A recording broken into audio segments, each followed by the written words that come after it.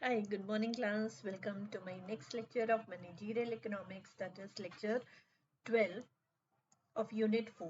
In this lecture, we are going to have a discussion regarding monopolistic competition and oligopoly. So this lecture is in continuation with the market structure of lecture 11. That in lecture 11 we have discussed about monopoly, we have discussed about perfect competition. So this lecture is in continuation with the same lecture. So in this lecture we are going to have a discussion regarding the monopolistic competition and the oligopoly. So these are the different market structures which the seller has to decide that in which type of market structure he is going to sell his commodity in order to earn more and more profit.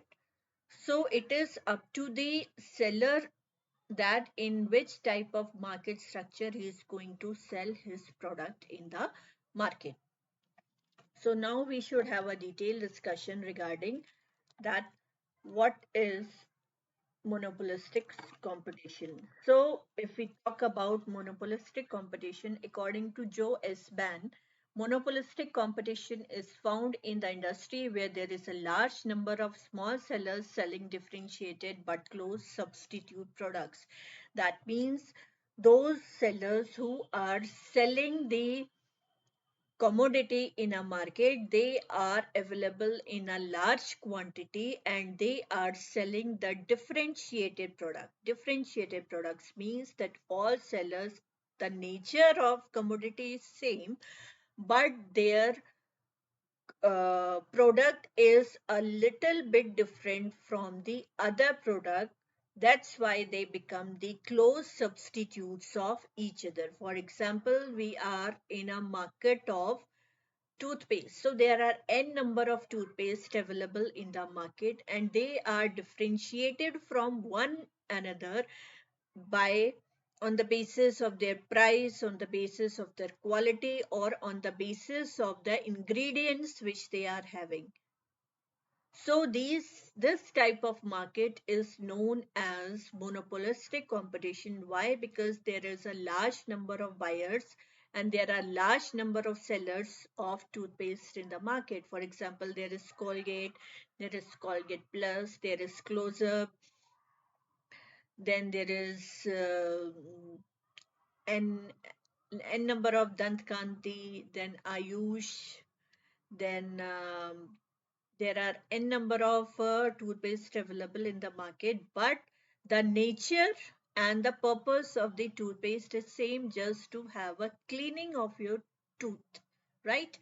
So they all are fulfilling the same purpose, but they are differentiated from one another on the basis of ingredients, on the basis of price, on the basis of packing, on the basis of other things. So that is the market of toothpaste can be an example of monopolistic competition because there are large number of sellers selling the differentiated product, but those products are the close substitutes of each other. Second point is the focus point of monopolistic competition is product differentiation. That means if we talk about Dant Kanti and if we talk about Close-Up, so the purpose of these two paste is same, just to have a cleanliness of your teeth, but they are little bit different from one another on the basis of ingredients, on the basis of price, on the basis of company, on the basis of customer satisfaction.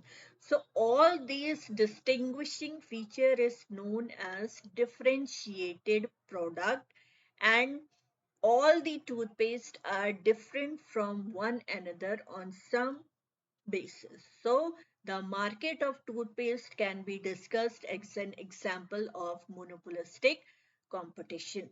So there is a large competition among sellers of monopolistic competition.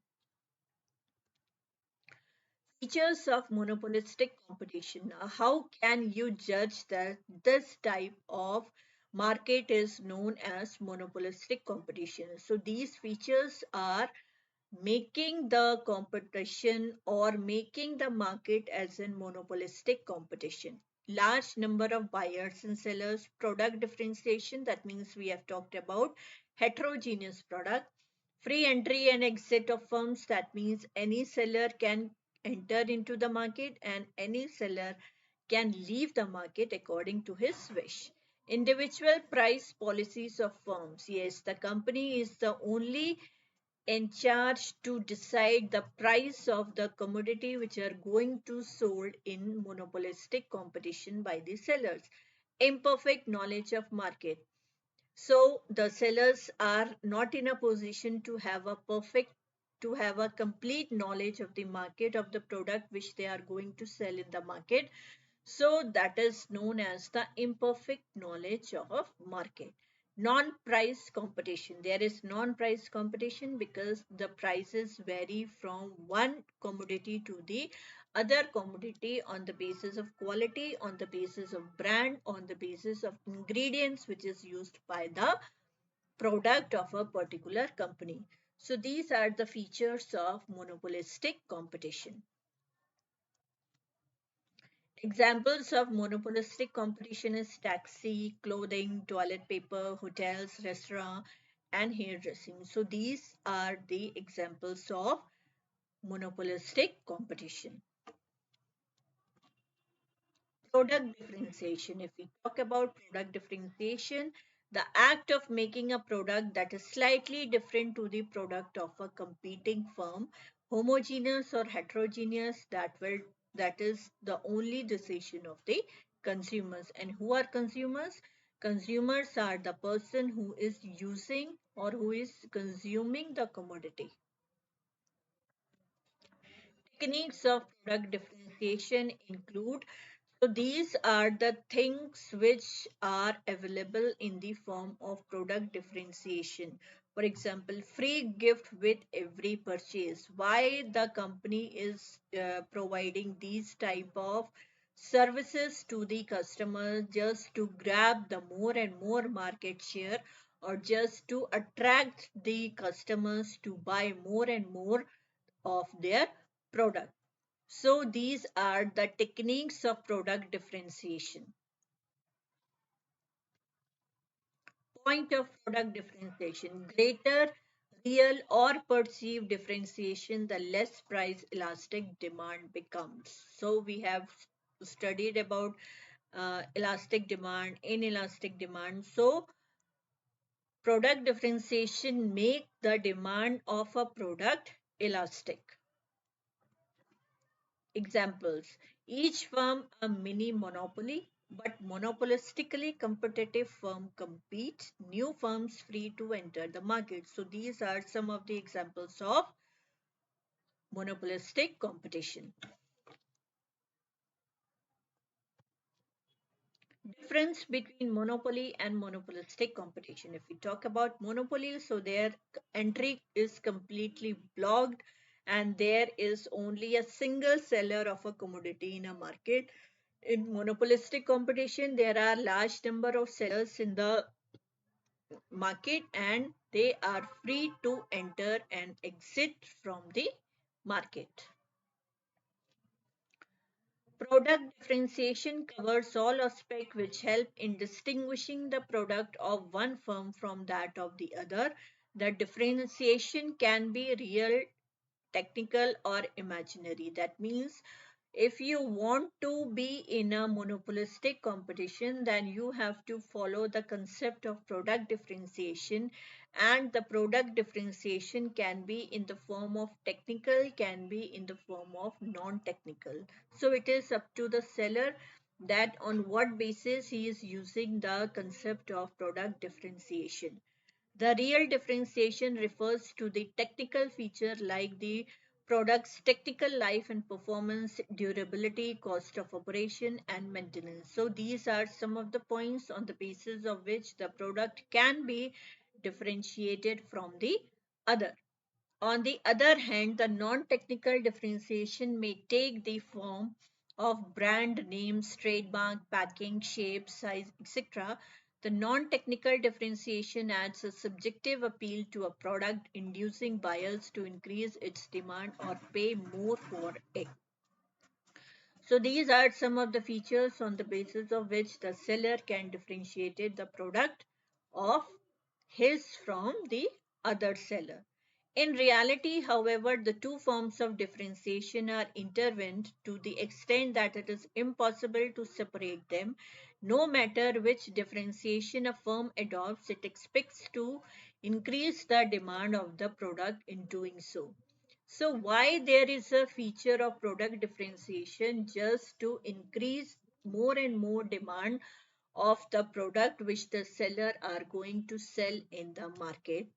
That means every seller who is competing with the other seller in monopolistic competition, he is always under a pressure to give something new to the customer, or to give something new to the customer which is slightly or a little bit different from the other available products in the market. So a person or a seller can only survive in monopolistic competition if he is following the concept of product differentiation, which helps in increasing the demand of the product in the market. Firms use the differentiation to tell buyers why their product quality and price combination is better than their competitors. So, the product differentiation is a source through which the sellers are telling to buyers that their product is best with the other product. Now, oligopoly. When companies within the same industry work together to increase their mutual profit instead of competing doggedly with one another, it is known as an oligopoly situation. When one company sets a price, others will respond in fashion to keep their customers buying. For example, if an airline cuts ticket prices, other players typically follow suit. But because the level of competition is still relatively low compared to a free market with many players, prices are usually high in an oligopoly. So, if we talked about the next market structure, that is oligopoly, so it is a kind of market situation in which the companies deals in the same industry, they used to come together and earn work together. Why? In order to earn mutual profit. Second, they are not competing with one another, but they are following what the other company is doing. For example, airline. If the airline, or if the companies who are dealing in air tickets, if they have cut down the prices, then the rest of the sellers who are competing, they are, first of all, they are not competing because they are following the oligopoly. In oligopoly there is non-price competition among the sellers. So if one airline company has cut the prices, so the other players should also have to cut the prices because they are not competing with one another. It is a type of imperfect competition. It is a market in which a few sellers compete with each other, producing either a homogeneous product or differentiated product. In this market structure, the sellers are selling both type of products, that is homogeneous product and differentiated product. An oligopoly is a market form wherein a market or industry is dominated by a small group of large sellers. Yes, the example we have discussed about the airlines. If one airline have cut down the prices of domestic flights or international flights, then the other players should also have to cut down up to some extent because they are not in a position of competing with each other. The primary idea behind an oligopolistic market is that few companies rule over many in a particular market or industry offering similar goods and services. all those companies who are producing the similar goods or services. So, in order to dominate on the market structure or in order to grab more and more market area, they used to follow the concept of oligopoly. Because of a limited number of players in an oligopolistic market, competition is limited, allowing every firm to operate successfully. Yes, all the firms who are having the focus point on selling a differentiated product or a homogeneous products, they can enter into the market and they can operate successfully. The situation typically breeds regular partnership between firms and fosters a spirit of cooperation. Yes, every firm who is competing in this type of market structure, then every firm has to be in partnership, because some way or the other they are in a partnership because they are following the same pricing strategy or the same facilities or same services which they are offering to their customers. So that's why they are having a kind of partnership between the firms, and if they are having a sort of partnership, then it gives rise to the other thing, that is spirit of cooperation. That means if one firm has cut down the price of their services, then the other firm also follow the same rule. Why? Because they are in a partnership, and it gives a spirit of cooperation between the two firms. According to George Stigler, oligopoly is the situation in which a firm bases its market policy in part on the expected behavior of a close rivals in order to overcome with the rival firm. So basically this type of market structure used to follow. Features of oligopoly. Few sellers, standardized product or differentiated product. When a product is standardized, it is called pure oligopoly. When the product is differentiated, it is differentiated product. Yes, if the firm is selling a same product, that means a standard product or a homogeneous product, then they are in the category of pure oligopoly. And if they are selling a differentiated product, then they are under a category of differentiated oligopoly. So in oligopoly, there are two types of market structure: pure oligopoly and differentiated oligopoly. Features: difficult entry and exit terms, advertisement and sales promotion activities, which helps in creating a customer awareness about the product which the company is selling. A market is deemed oligopolistic or extremely concentrated when it is shared between a few common companies. For example, major airlines like American Airlines and United Airlines dominate the flight industry. However, smaller airlines also operate within the space, offering special flights in the holiday niche or offering unique services as Southwest does, providing special guest singers and entertainment on certain flights. Yes, to make their services differentiated from the other airline, they used to offer some unique services in the form of providing a special discount for the special customers, or by giving special services like singers and or other entertainment services which they used to provide to their customers. The perfect example for oligopoly market structure would be the automotive industry. A very small number of firms, not even more than 100 firms, hold almost 90% of the market share of cars. These are firms like Lie, Ford, Volkswagen, Chevrolet, Toyota.